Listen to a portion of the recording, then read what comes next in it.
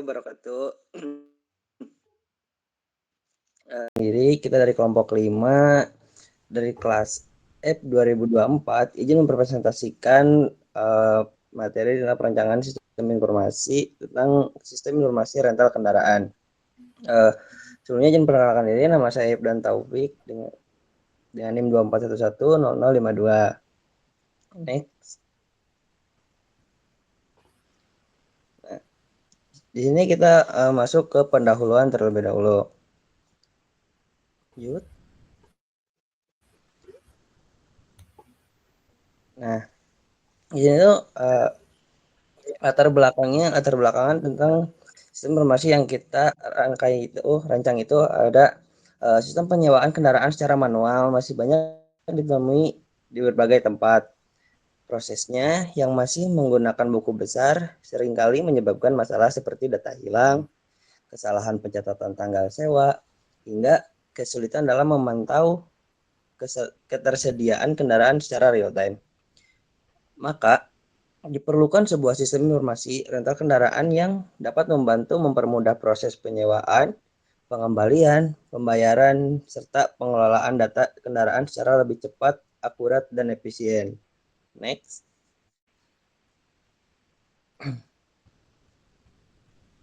Nah, tujuan kita membuat perancangan sistem informasi ini untuk yang pertama, merancang sistem informasi yang dapat membantu pelanggan mempermudah proses booking, pembayaran, dan pengembalian kendaraan. Yang kedua, merancang sistem informasi yang dapat membantu admin mengelola data kendaraan serta mencetak laporan data kendaraan. Yang ketiga, memvisualisasikan alur sistem menggunakan use case diagram, activity diagram, class diagram, dan sequence diagram. Yang keempat, menjadi dasar bagi programmer dalam membangun sistem informasi rental kendaraan berbasis komputer. Next. Nah, untuk ruang lingkupnya di sini ada satu aktor yang terlibat. Aktor yang terlibat di sini tuh ada pelanggan dan admin. Lalu yang kedua, proses bisnis yang dirancang. Nah, proses bisnis yang dirancang di sini ada proses login pengguna, booking kendaraan, pembayaran, pengembalian kendaraan, serta kelola data kendaraan oleh admin. Yang ketiga, ada output perancangannya. Output perancangannya ada use case diagram, deskripsi use case naratif, activity diagram, class diagram, dan sequence diagram. Yang keempat, batasan sistem. Batasan sistemnya di sini belum mencakup pembuatan coding, belum terintegrasi dengan payment gateway yang sebenarnya, serta laporan yang dihasilkan admin hanya untuk data kendaraan, belum termasuk laporan keuangan. Mungkin sekian untuk materi dari saya. Materi selanjutnya akan dijelaskan oleh rekan saya. Perkenalkan, saya Devi Rismayanti dengan NIM 24110078. Studi kebutuhan, profil organisasi. Next. Sistem informasi rental kendaraan ini dirancang untuk usaha rental kendaraan skala kecil menengah yang belum terkomputerisasi untuk pencatatan sewa, stok kendaraan, hingga pembayarannya. Next. Di sini ada metode pengumpulan data. Yang pertama yaitu studi pustaka dengan mencari referensi jurnal, modul, hingga contoh sistem yang sudah ada. Yang kedua, observasi simulasi dengan mengamati sistem secara informal, serta diskusi kelompok mengenai alur sistem yang ideal. Next. Di sini ada analisis kebutuhan fungsional. Yang pertama itu ada login untuk pelanggan dan admin, kemudian ada booking, pembayaran, dan pengembalian kendaraan untuk pelanggan, serta kelola data dan cetak laporan kendaraan untuk admin. Next. Di sini ada analisis kebutuhan non-fungsional. Yang pertama ada usability, yaitu sistem mudah digunakan dengan tampilan sederhana.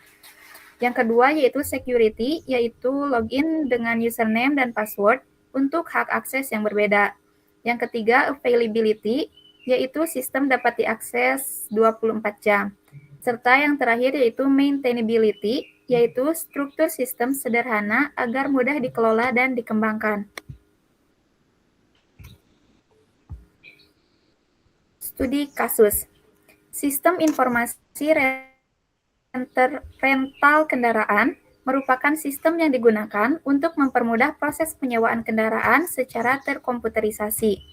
Dalam sistem ini, pelanggan dapat melakukan login, booking, pembayaran, serta pengembalian kendaraan dengan lebih mudah dan cepat. Selain itu, sistem ini juga membantu dalam mengelola data agar lebih rapi dan efisien dibandingkan dengan cara manual. Aktor dalam sistem ini terdiri dari dua pihak, yaitu pelanggan dan admin.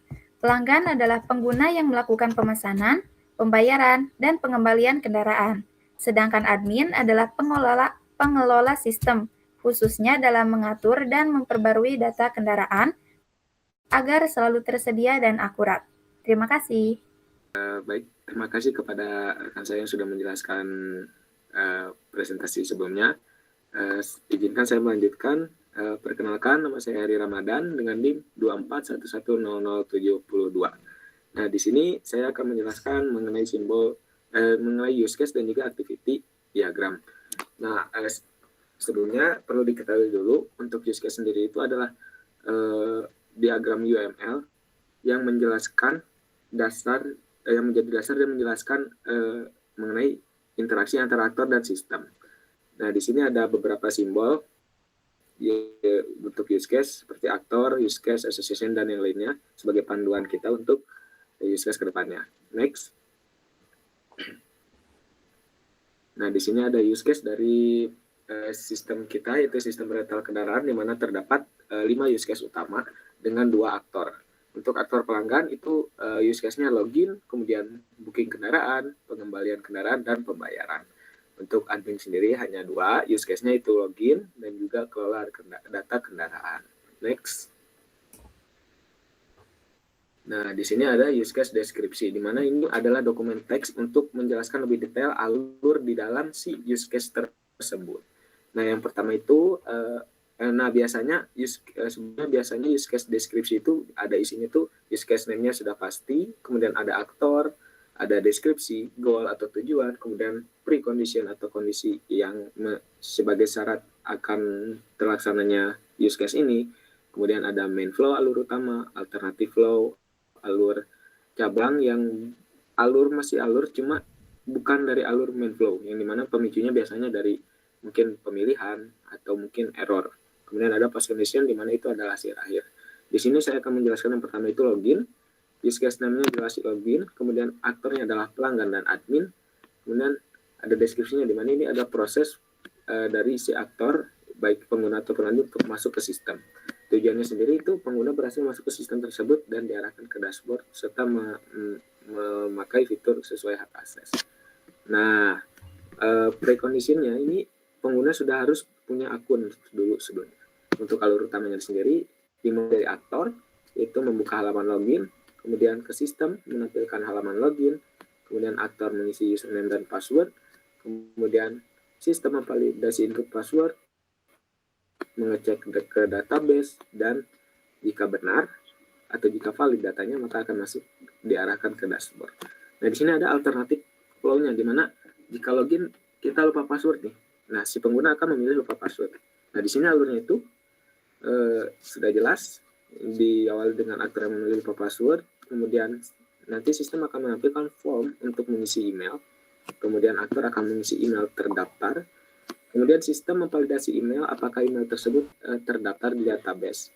Nah, kemudian jika terdaftar, maka sistem akan mengirim link password ke email tersebut. Nah, si aktor bisa nih mengakses link itu untuk mereset atau mengganti password ke yang baru. Nah, kemudian nanti setelah itu, sistem akan menyimpan password baru ke database.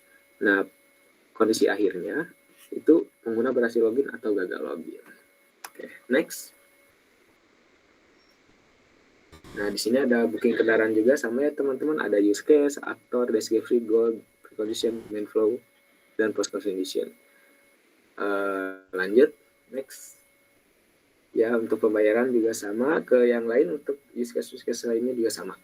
Baik, kita lanjut aja ke activity diagram. Di mana activity diagram ini adalah diagram yang menjelaskan detail dari alurnya, teman-teman, dari alur main flow tadi atau alternative flow. Nah, di sini teman perlu diketahui, jadi activity diagram itu dasarnya dari si use case deskripsi tadi, teman-teman, yang bagian main flow ataupun alternative flow. Nah, di sini ada beberapa simbol buat panduan kita untuk activity diagram. Contohnya ada class, association, direction, generation, dan yang lainnya. Next. Nah, di sini ada namanya activity diagram dari use case tadi, di mana ada main flow login tuh, kemudian ada alternatif lupa password, kemudian main flow booking kendaraan, dan yang lainnya. Di sini saya akan menjelaskan yang login mungkin. Nah, di sini seperti yang tadi di use case deskripsi, di mana start itu mulai dari aktor ya, yang bullet ini, point start. Nah, di mana aktor itu membuka halaman login. Kemudian di sini ada merge, di mana merge itu nanti dilanjutkan dulu ke sini, ke sistem dulu, di mana sistem itu menampilkan halaman login, kemudian kembali ke aktor, di mana aktor mengisi username dan password. Nah, kemudian ke sistem kembali, di mana sistem memvalidasi input user tersebut. Nah, di sini ada decision, teman-teman, di mana ini itu percabangan. Nah, di mana ada dua, itu datanya valid setelah divalidasi atau datanya tidak valid setelah divalidasi. Nah, jika tidak valid, maka akan lari lagi ke atas, teman-teman. Akan balik lagi ke sistem yang dimana akan menampilkan halaman login. Nah, jika datanya valid atau ada benar, maka akan mengarahkan ke dashboard sesuai dengan aktor tersebut. Misalnya kalau yang login pengguna, maka akan masuk ke dashboard pengguna, dan jika admin, maka akan masuk ke dashboard admin. Begitu juga dengan alur-alur yang lainnya seperti lupa password, booking kendaraan, dan yang lainnya. Sekian dari saya. Terima kasih. Dilanjut oleh rekan saya. Baik, perkenalkan saya Husnil Hatimah dengan NIM 24110054. Saya akan menjelaskan kelas diagram dan sekuen diagram pada sistem rental kendaraan. Yang pertama ada kelas diagram, di mana kelas diagram ini digunakan untuk menggambarkan struktur sistem, yaitu hubungan antara kelas yang ada di dalam aplikasi. Nah, untuk simbolnya ada di sini, salah satunya adalah initial node, di mana ini adalah titik awal dari alur aktivitas. Nah, untuk kelas-kelas utama yang sudah ditentukan, yaitu ada pelanggan, kendaraan, booking, pembayaran, pengembalian, dan admin gitu. Nah, pelanggan yaitu pengguna yang melakukan penyewaan kendaraan. Terus ada kendaraan juga, yaitu objek yang disewakan pada pelanggan. Ada kelas booking, adalah proses pemesanan kendaraan. Kelas pembayaran, yaitu transaksi pembayaran dari booking. Kelas pengembalian, yaitu proses pengembalian kendaraan. Dan kelas admin, untuk mengelola sistem dan data kendaraan. Nah, ini adalah relasi antar kelasnya. Ada association, yaitu antara pelanggan dan booking, terus booking dan kendaraan, juga admin dan kendaraan. Association ini adalah hubungan antara dua kelas yang saling berinteraksi, tetapi masih bisa saling berdiri sendiri.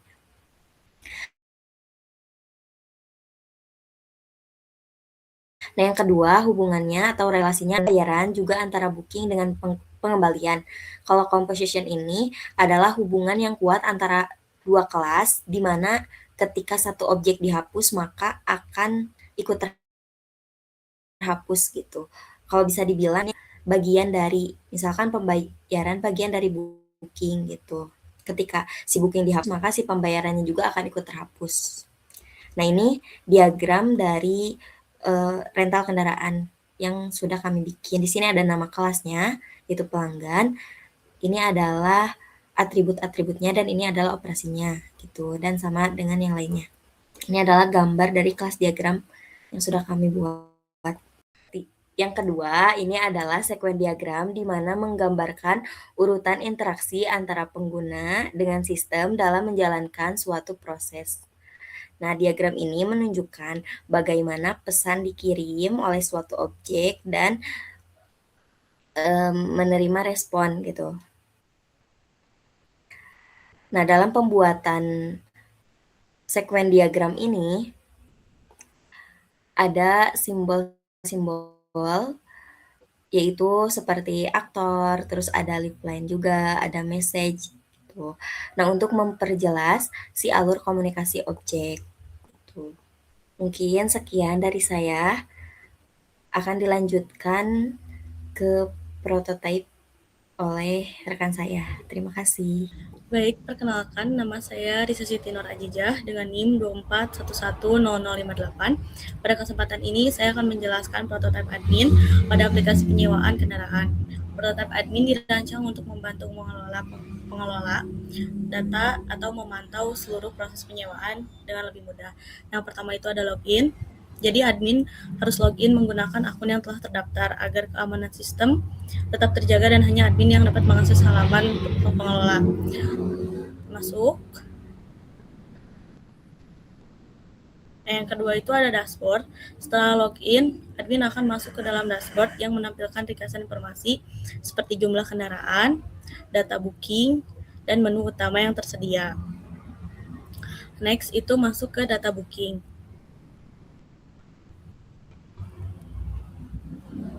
Nah, di data booking ini ada admin dapat melihat seluruh data pemesanan yang dapat dilakukan oleh yang dapat dipesan oleh pelanggan. Lalu ada detail booking. Nah, di detail booking ini admin melihat informasi lengkap dari setiap booking seperti identitas penyewa, kendaraan yang dipilih, jadwal penyewaan, serta status pemesanan. Lalu ada kelola data kendaraan.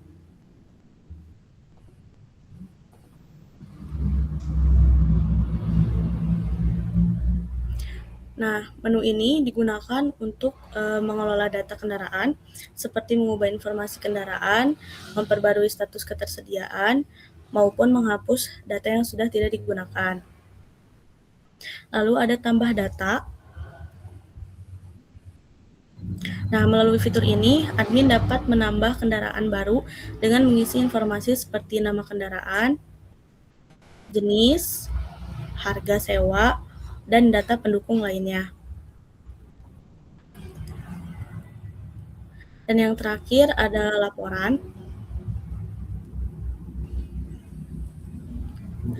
Fitur laporan ini digunakan untuk melihat rekap data penyewa sehingga memudahkan admin dalam memantau aktivitas dan membuat evaluasi. Baik, sekian dari saya. Dilanjutkan kepada dengan rekan saya. Terima kasih kepada rekan saya yang telah menjelaskan prototipe sebelumnya, yaitu prototipe dari admin. Sebelumnya perkenalkan, nama saya Muhammad Tafrizal dengan NIM 24110080. Di sini saya akan menjelaskan prototipe di bagian pelanggan. Nah, yang pertama tuh ada form login. Nah, di login itu untuk pelanggan masuk ke sistem utama. Nah, karena sebagai contoh, untuk pendaftaran kita pencet dulu belum punya akun. Nah, karena kita anggap kita belum punya akun, kita melakukan pendaftaran terlebih dahulu di forum pendaftaran. Nah, apabila sudah melakukan pendaftaran, kita pencet daftar.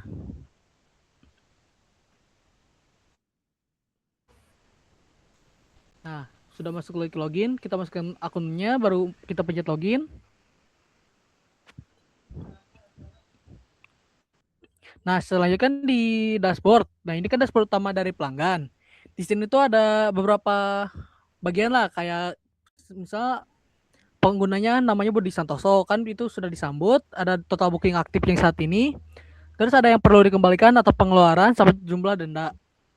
Nah, yang pertama tuh kita masuk dulu ke kendaraan.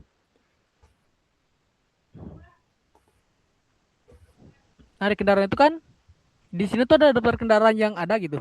Nah, kita pilih Toyota Avanza, kita pencet lihat detailnya. Yang atas yang pertama, nah kita pencet lihat detail. Nah, di sini kan ada detail dari si mobilnya. Kalau kita mau booking, kita pencet booking sekarang. Nah, di sini tuh kan ada nih form buat bookingnya. Dari sini tuh kita isi daftar di bagian box yang nama lengkap. Kita klik aja box nama lengkap. Nah, di sini kan tuh kita udah isi, kita pencet konfirmasi booking. Nah, ini kan booking saya tuh sudah ada. Kita pencet lihat detail. Nah, di detail kan ada tuh buat dari ID-nya sampai status bookingnya sampai status pembayarannya. Kita kembali. Nah, kita pilih ke pembayaran untuk melunasi bookingnya. Nah, kita pencet bayar sewa. Nah, kita pencet bagian bulat yang transfer bank. Nah, nanti kan kepilih transfer bank, berarti kita metodenya itu pembayaran kita pakai transfer bank, kita pencet konfirmasi pembayaran.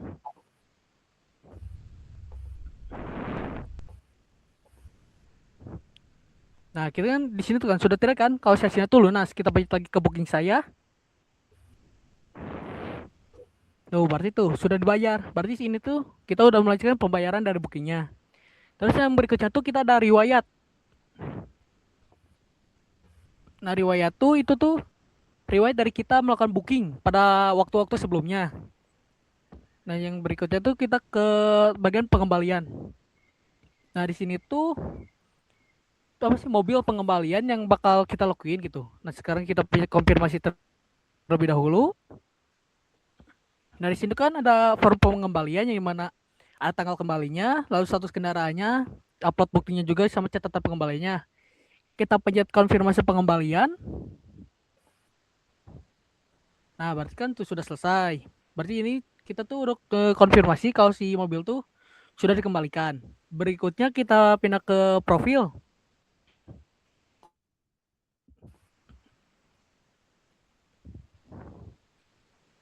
Nah, di profil tuh ada di situ tuh profil dari si pengguna dari akun yang sedang digunakan. Nah, setelah itu ada satu lagi yaitu logout. Kalau kita pencet logout, dia akan kembali lagi ke menu login. Nah, sekian dari saya. Selanjutnya saya kembalikan lagi ke rekan saya. Di kelompok kami, mohon maaf apabila ada kesalahan kata atau kesalahan penyampaian kata. Wabillahi taufiq wal hidayah. Assalamualaikum warahmatullahi wabarakatuh.